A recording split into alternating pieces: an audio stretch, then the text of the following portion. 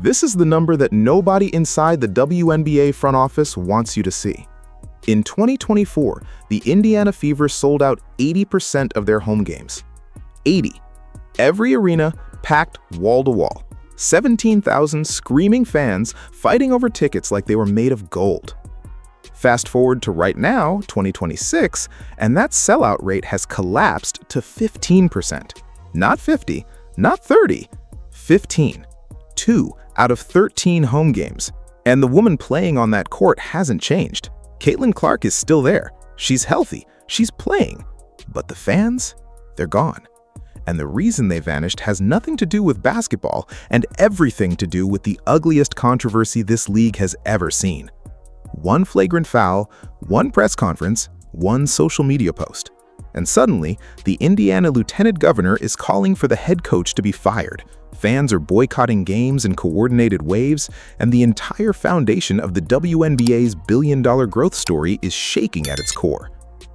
This is how a league that was supposed to be entering its golden age drove away the most powerful fan base in the history of women's sports. And what happens next could determine whether the WNBA survives the decade or collapses under the weight of its own arrogance. To understand why everything is falling apart right now, you need to understand what Caitlin Clark actually built for this league. Because the numbers are not just impressive, they're borderline unbelievable. In 2023, the year before Clark arrived, the Indiana Fever were drawing an average of 4,067 fans per game. That's it. 4,000 people rattling around inside a 17,000-seat arena.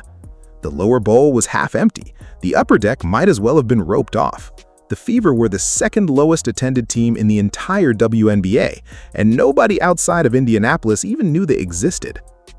Then the 2024 draft happened. Caitlin Clark walked across that stage, put on the Indiana Fever jersey, and overnight the entire sport changed. That 4,000 per game number didn't just go up, it exploded. The Fever averaged 17,036 fans per game in 2024. That's a 319% increase in one offseason. No arena change, no city change, no rebrand, just one player. The Fever blew past their entire 2023 season attendance total by the 5th home game.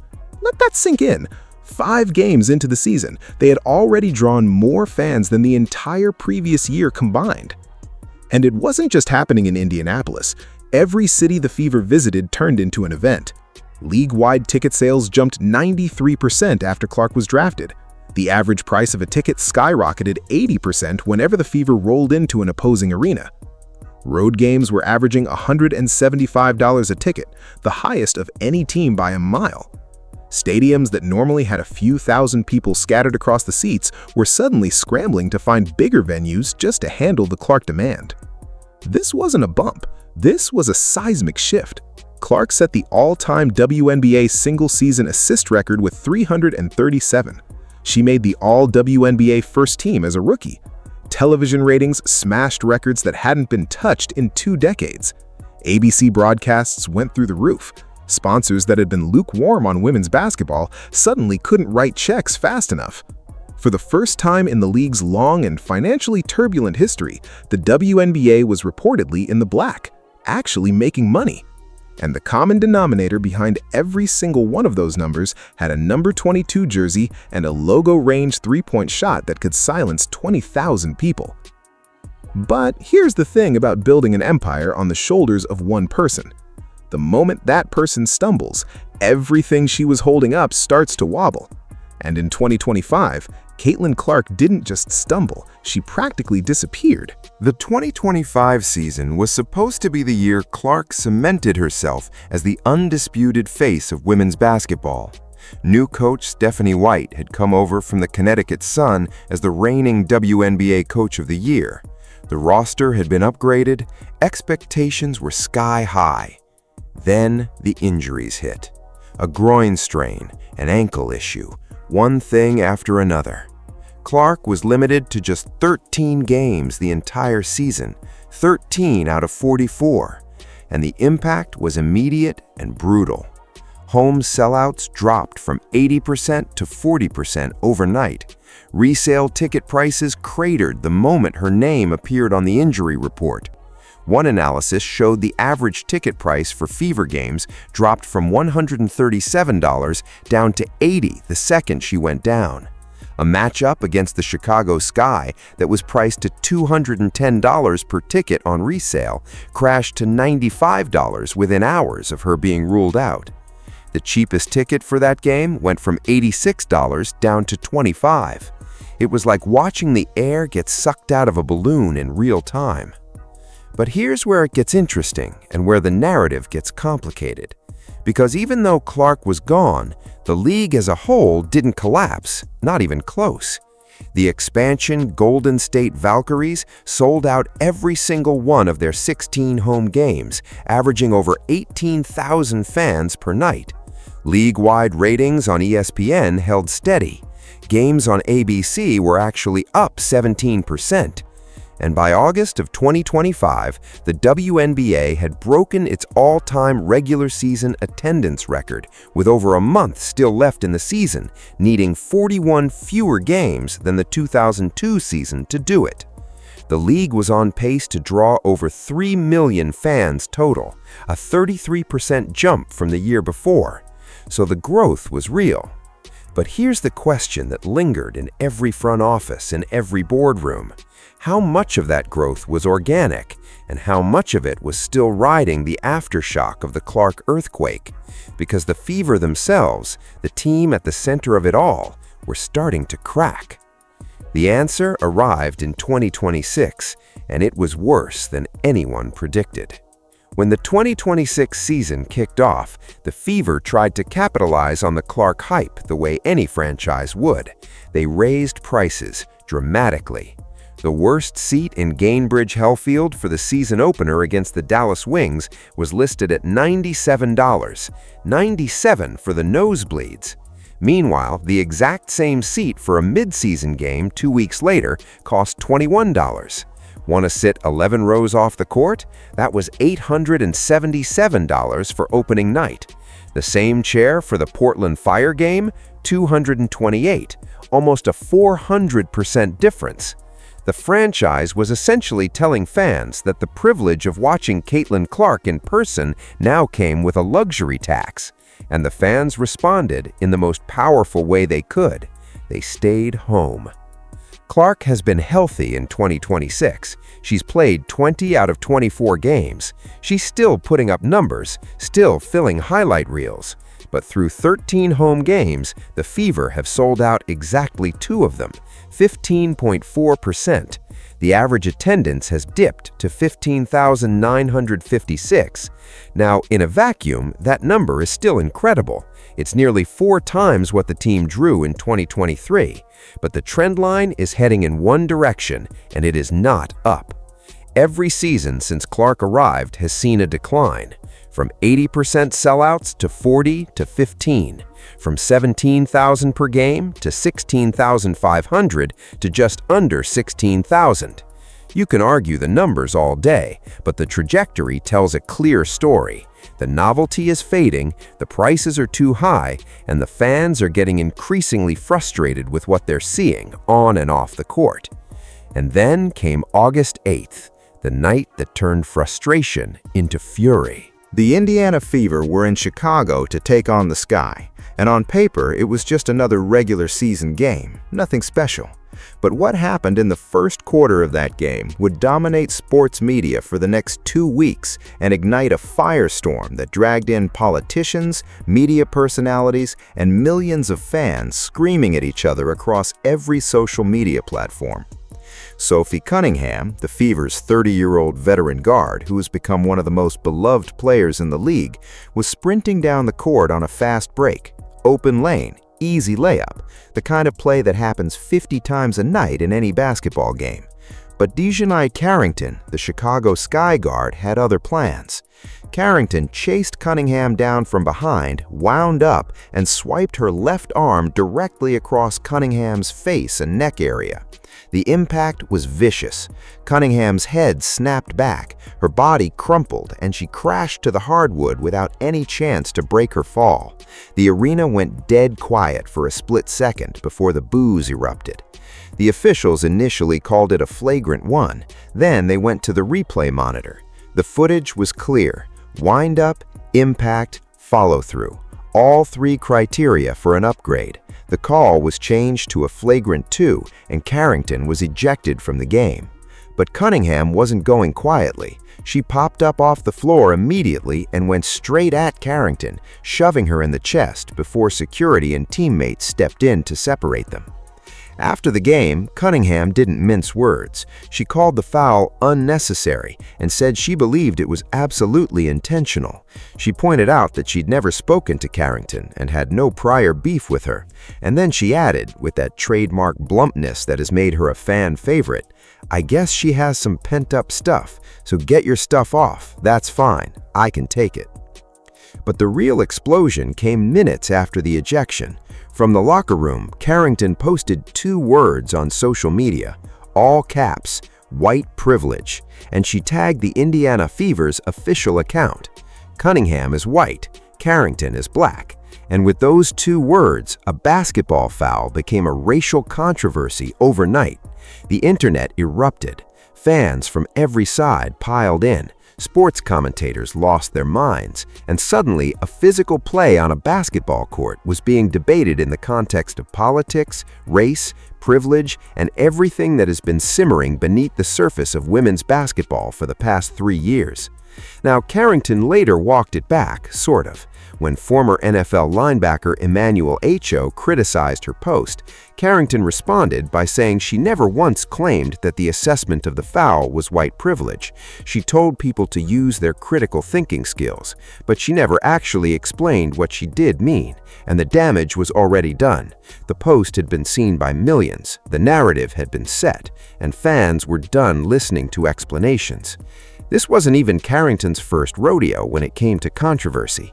This is a player who has built a reputation over the past 2 seasons for walking the razor's edge between aggressive and reckless. Back in 2024, when she was still with the Connecticut Sun, she fouled Caitlin Clark and then mocked her on the court, while the home crowd rained boos down on her. In 2025, playing for the Dallas Wings, she was hit with a flagrant foul against Seattle's Skylar Diggins after chasing her down on a fast break and making contact with her head. Sound familiar? Same type of play, same pattern. A week before that, she had been caught on camera screaming in the face of a referee so aggressively that the official actually called security over for protection. Then there was the hair-pulling incident against the Sparks' Sarah Ashley Barker, where she appeared to drag the rookie to the floor by her hair during a rebound. That was only called a common foul. Each time, Carrington defended herself. Each time, she insisted she just plays hard. And each time, the critics got louder. By the time the Cunningham incident happened, the powder keg was already packed. All it needed was a match. But here's the twist that nobody saw coming. The person who lit that match wasn't Dejanay Carrington. It was the Indiana Fever's own head coach. After the game, Stephanie White stood at the podium for her press conference. Every Fever fan watching expected her to come out swinging for her player. Cunningham had just been clotheslined on a fast break. Her own guard had been sent crashing to the floor with a hit to the face and neck. The entire arena had seen it. The entire country had seen it. And White's response was, to put it gently, not what anyone expected. She said she agreed with the ejection, but then she added that she didn't think the contact near the head and neck area was intentional. She said she didn't oppose the hard foul. She acknowledged it was physical, but she essentially gave Carrington the benefit of the doubt. The benefit of the doubt for a foul to the face and neck of her own player? The reaction was nuclear. Fever fans exploded online. How could a head coach defend the opposing player who just attacked one of your own players? How could you stand at a podium and say you don't think it was intentional when the entire world just watched the replay in slow motion? The calls for White's firing started within minutes, and they didn't just come from anonymous accounts on social media. They came from the highest levels of Indiana state politics. Lieutenant Governor Micah Beckwith went on social media and wrote, "Okay, the Indiana Fever need to let Stephanie White go. No solid coach would ever take the side of the opposing team's player who committed a flagrant foul on one of your own players. Terrible coaching. the Fever need to defend their players. When a sitting state official is publicly calling for your firing over a basketball press conference, you know the situation has gone completely sideways. White later said she hadn't actually seen the replay when she made those comments. She said she went straight from the bench to the podium and only saw the play in real time, without the benefit of the multiple angles and slow-motion replays that the rest of the world had access to. And that explanation, honestly, makes sense. It's logical. But in the age of social media, logic doesn't travel at the speed of outrage. By the time she clarified, the narrative was already cemented.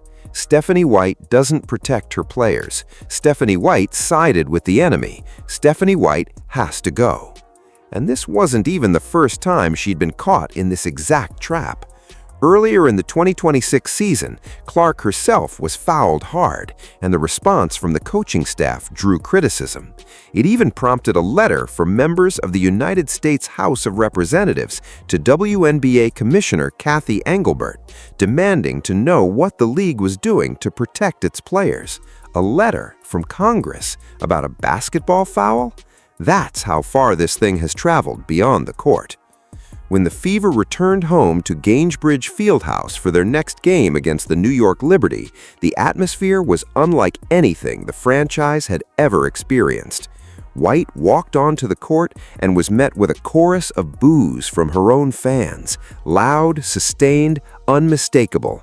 The woman who had been the 2023 WNBA Coach of the Year, who had led the Connecticut Sun to the conference finals, who had come back to the franchise where she had played and coached for over a decade, was being booed in her own building. And then she did something that nobody expected.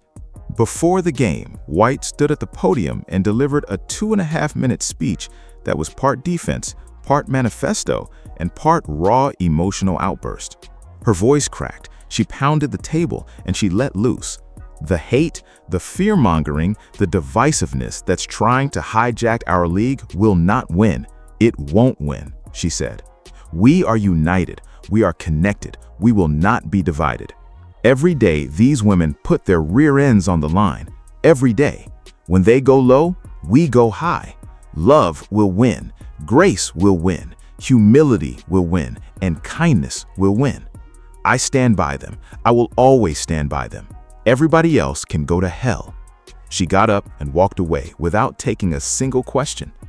The Fever then went out and demolished the Liberty 106-92, and when it was over, something remarkable happened. The same crowd that had booed White before the game gave her a standing ovation after it. The players rallied around her publicly. Cunningham, the player at the center of the entire controversy, told reporters that the locker room was tight and that White loves us. She added that White simply hadn't seen the clip when she made her initial comments and that the relationship was strong. And then Caitlin Clark, the player whose very presence generates more attention than most entire franchises, stepped to the microphone and said something that cut through all the noise. I think we forget a lot of times, like we're human and she has feelings. There's moments that are really hard. In the middle of all this chaos, fake reports started circulating online claiming that the Fever had already fired White. A social media account called Fever Updates posted that the team's board of directors had called an emergency meeting and that a new coach would be announced before the next game. The post got over 1 million views. It was completely false. Fact checkers confirmed it. The Fever made no such announcement. White remains the head coach as of right now. But the fact that the rumors spread so fast and so far tells you everything about the emotional temperature of this fan base. So here's the part where most people will tell you one of two stories.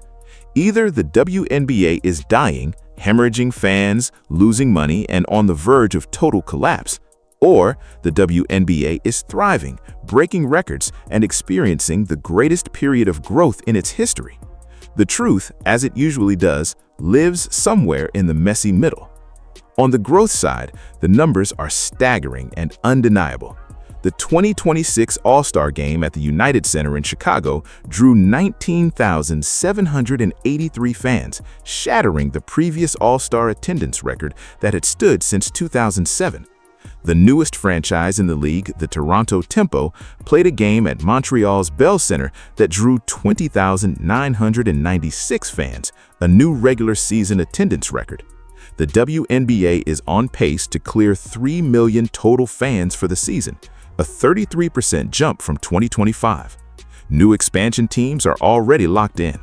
Portland joined in 2026, Cleveland is coming in 2028, Detroit in 2029, Philadelphia in 2030. The league is expanding, investing, and growing in ways that would have been unthinkable 5 years ago. But underneath those shiny league-wide numbers, there are cracks that you can't ignore. The Indiana Fever, the team that single-handedly reignited mainstream interest in the WNBA, is watching its attendance slide for the third consecutive year, despite having its star player healthy and on the court. Ticket prices have been jacked up to levels that are pushing out the casual fans who made the Clark phenomenon possible in the first place.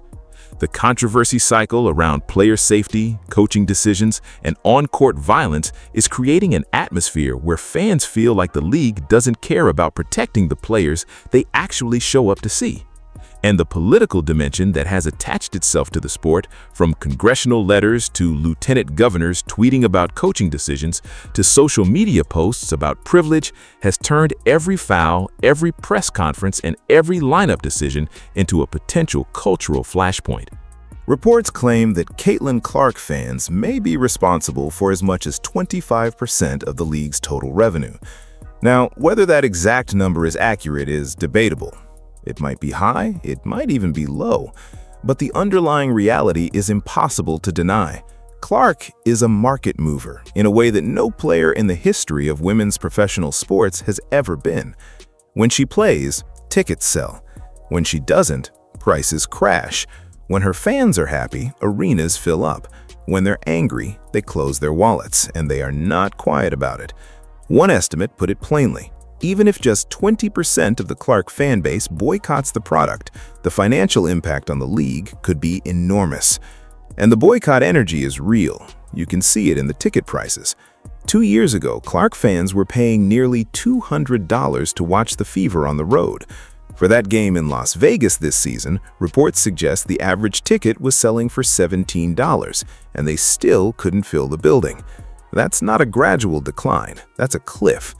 Whether it represents a coordinated boycott or simply fan fatigue is something analysts will debate, but the effect is the same. The wallets are closing, the seats are empty, and the league is left staring at spreadsheets, wondering how the greatest growth story in women's sports history started showing cracks this fast. The WNBA isn't dying, let's be clear about that. League-wide, more people are watching, attending, and investing in women's basketball than ever before. New franchises, record attendance, growing media deals. The foundation is stronger than it's ever been. But the Fever situation exposes something fragile at the heart of the whole enterprise. When your growth is disproportionately driven by one player and one fan base, and that fan base feels disrespected, you don't just lose customers, you lose a movement. And movements, once lost, don't come back easily. The question isn't whether the WNBA can survive a bad month. It obviously can. The question is whether the people running this league understand what they're actually managing. Because right now, the most valuable asset in women's basketball isn't a TV deal or a sponsorship package. It's the trust and loyalty of millions of fans who showed up because of Caitlin Clark and stayed because they believed the league would protect its stars. That trust has taken serious damage over the past 2 weeks, and trust, once broken, doesn't heal because a coach gives a fiery speech or a team wins a Tuesday night game. So where does it go from here? Stephanie White still has her job, the players are publicly backing her, Clark is healthy and playing, the league is still expanding, but the tension between the front office and the fan base is at a level that cannot sustain itself for much longer. Something has to give. Either the league finds a way to address the concerns about player safety and coaching accountability that have been simmering for 3 years, or the fans make the decision for them. And if this situation has proven anything, it's that the fans are not bluffing. Caitlin Clark doesn't have to say a single word. She doesn't have to post on social media. She doesn't have to complain to reporters. Her fans have been fighting this battle for her, And they've been fighting it with the most powerful weapon in sports, their wallets. The league better be paying attention, because the clock is ticking, the trend line is going in the wrong direction, and the margin for error just got a whole lot smaller. Now, I need to hear from every single one of you. Drop a comment right now. Are you still buying tickets to WNBA games, or have you pulled back? Do you think Stephanie White should keep her job, or is it time for a change? And here's the big one. Is the WNBA actually in trouble, or is this just the growing pains of a league that's bigger than it's ever been? Let me know what you think, because this conversation is just getting started. Make sure you hit that subscribe button and turn on notifications so you don't miss what happens next, because I promise you, this story is far from over.